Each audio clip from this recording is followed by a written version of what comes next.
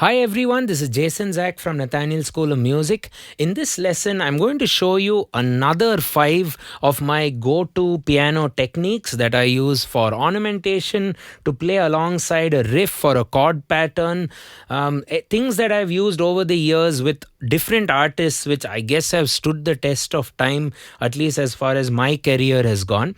Do check out part 1 if you haven't already. We'll leave you the link in the description. Basically, piano techniques, patterns, and concepts sometimes that I use the most often. That sometimes I overuse it and I have to tell myself, hold back. But sometimes it's also, like most companies have, you have this USP, unique selling point. So I believe that most musicians have this in us, and over a period of time, we gain that kind of uniqueness, so to speak, and it's good to keep that going, not lose it. And if any of these help you in your journey, awesome, let me know, and record it and send me a few of your recordings. You can find me on Instagram, and you can support us on Patreon for as low as $5 a month. And before we start, it'll be nice if you can consider supporting the video by hyping it up or subscribing or all of the above, all the usual things that you find around you. So yeah, consider that. Get your keyboards out and let's get cracking. So technique number 1 would be, whenever I'm playing a chord, be it major or minor. So if I take, let's say, a C major. Actually, no, C major is banned on our channel. Let's take B major. There we go. So whenever I'm playing a major chord, you take this B major, I tend to slide into the third. Like this. So I'll keep an extra finger free. In this case, my index finger. I can also groove it and do the same. Now I'm sliding from the 2 to the 3. I can also go from the 4 to the 3.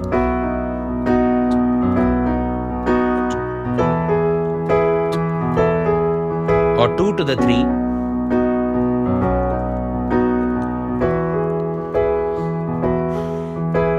I can also do things like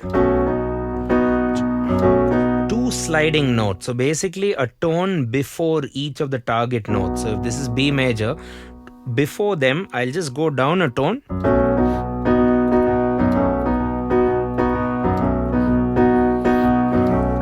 And then back to. What about minor chords? Yes, I do this a lot with minor also. With minor,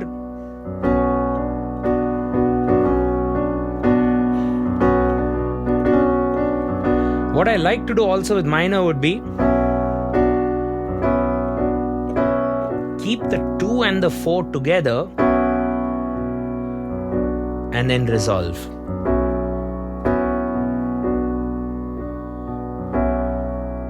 There we go. This could also work with inversions, It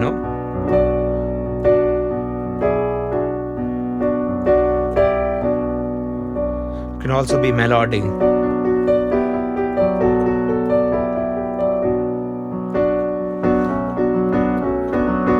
I could also do 2 down like I did for major.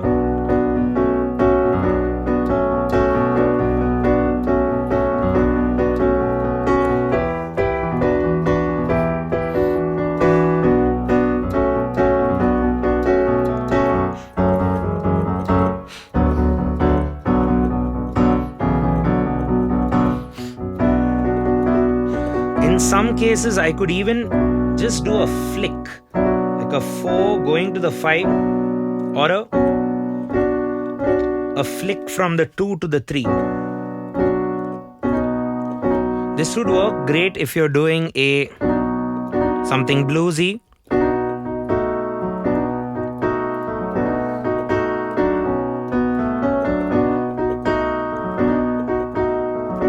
Where you want that minor, so you'll have to flick it, and you have to, when you move from the index to the middle, you'll have to kind of remove your index.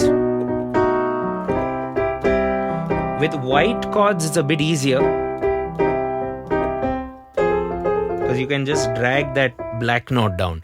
Okay, so that's what I do sometimes while playing. You don't want to overdo it, so that's sliding into the chord, so to speak.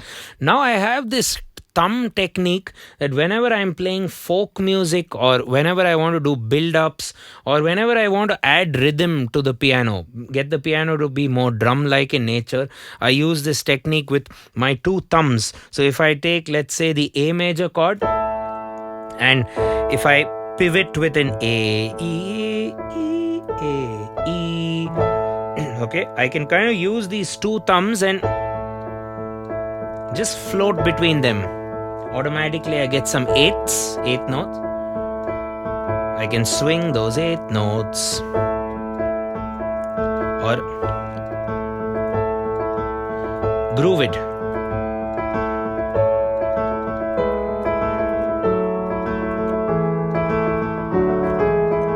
And add some melody with the other fingers which are not doing this.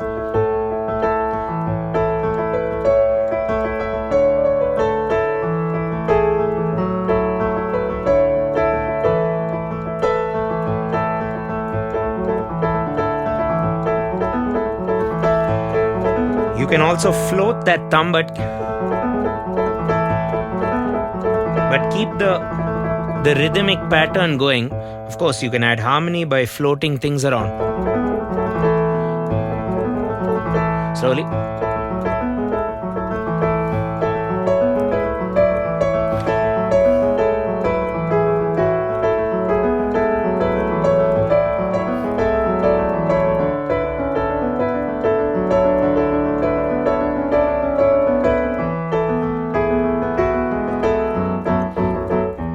Right? Even on something minor.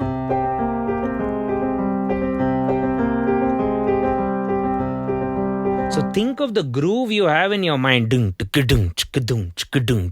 execute that with your two thumbs. So this is a technique just to work out the thumb. So you might want to do some thumb push-ups, and then obviously some thumb icing. Just kidding. You might want to ice it though. It could be quite a workout. Okay, moving on. This is another thing which I do very often. I use these chromatic passing notes, either ascending direction or descending direction. When I go ascending, is generally going to be, I'll have chord number 1 thought of in my head and chord number 2 thought of in my head, and then I'll try to figure out chromatically how can I go from one to the other. So if I take maybe a D, or let's take a G, and ending on a B minor. So try to compose a lick or a phrase that takes you from things like that. Okay, so what did I do there? G major, E over G sharp, which is the secondary dominant of the A major chord, and then F sharp over B flat or A flat, which is the secondary dominant or the fifth of the B minor, and that's my target. So if this was your chord progression, with the in-between chords, you have some melody in there, right? You can even kind of go down.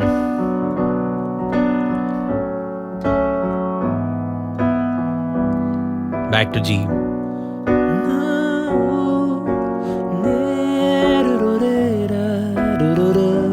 So just figure out a way to kind of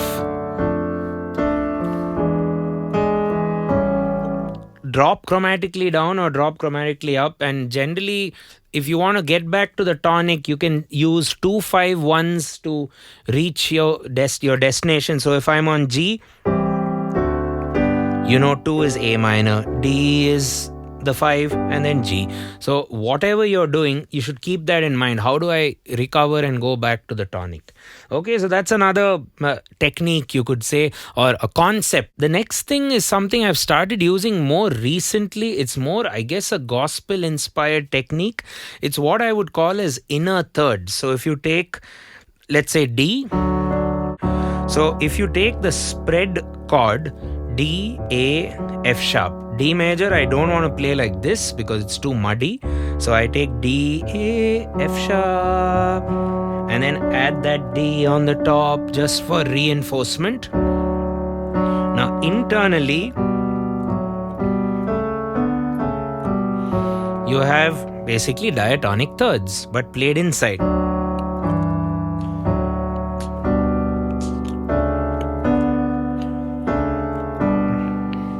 Okay,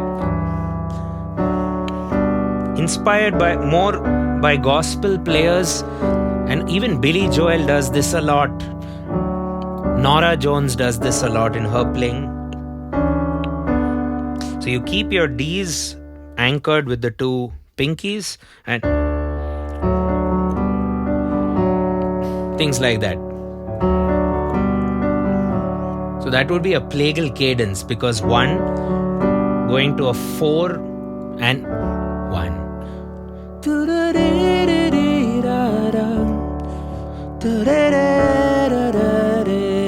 You could get a very drone kind of sound where the root is always in the bottom.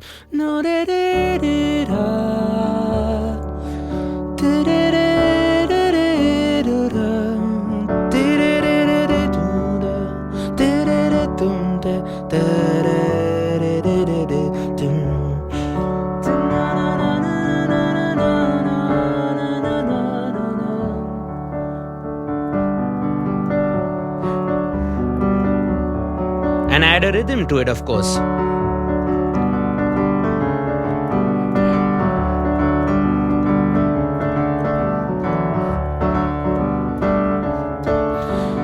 It doesn't have to just be major, it can also be minor.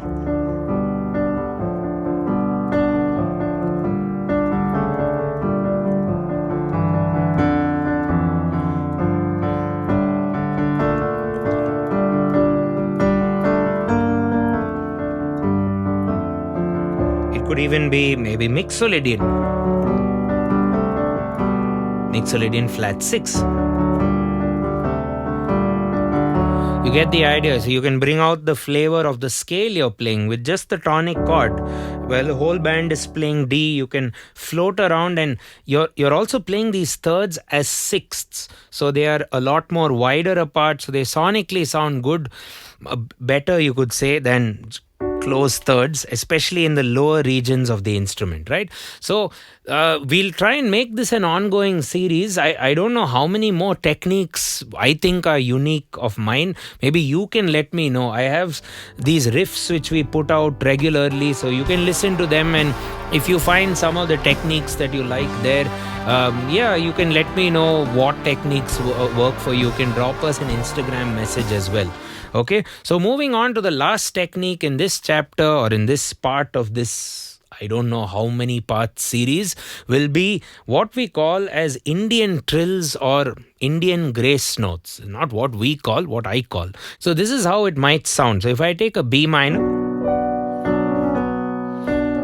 so if you take the activity of going na na na, just Garesa, I can do. So it's more like a tiny triplet immersed in between.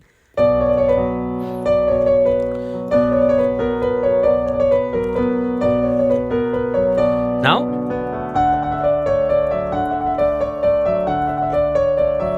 and you don't want to make each of those notes equally loud. Have a nice volume control or a blend between.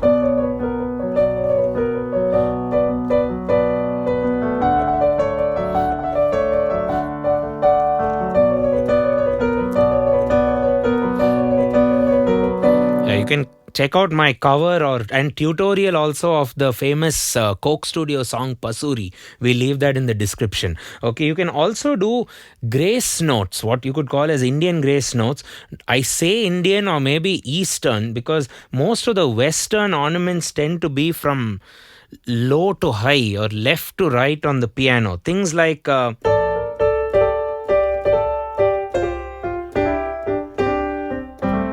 or even the bluesy ones, it's always low to high. But the Indian stuff or the Eastern stuff can be things like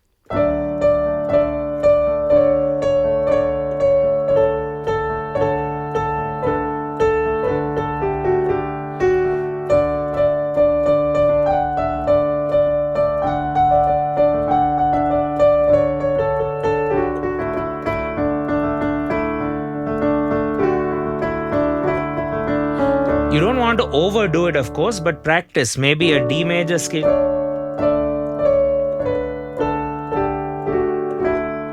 Try and get those descending trills, and you need 2 fingers. You can't slide. It'll sound bad most of the time if you slide with 1 finger. So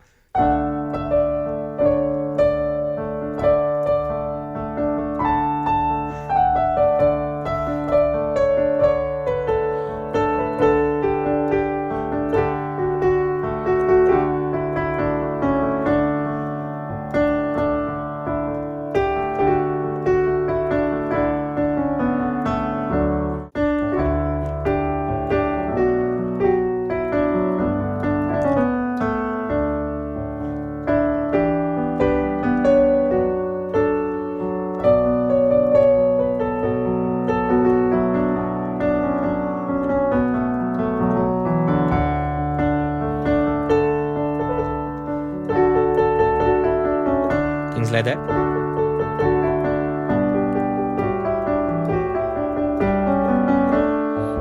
So you need to keep an extra finger at the top end. So you'll have to do a lot of ring finger melody playing. I see a lot of my students who I teach in the school, we tend to use these 3 and the pinky. We tend to avoid the ring a lot. So it's important to strengthen the ring for this reason, because you can ornament from the top to down, and you need to use your ring to play the black notes of the piano. That's very important. So strengthen all your 5 fingers equally. Very important. So thanks a ton for watching this video and these techniques of mine. Hope you find them useful in your playing. If you'd like me to do a detailed version of either of these techniques, we have already kind of done it. We leave you a few links in the description for these techniques. So do stay tuned to our channel. Head over to the channel's homepage, and you'll get notifications as well if you hit that bell, and if you subscribe, consider doing that and consider helping our video grow. Leave us a comment, give the video a like, and there's a hype button also somewhere there. You can hit that and support smaller channels like us, and support us on Patreon as well if you can. Thanks a ton. I will catch you in the next one. Cheers.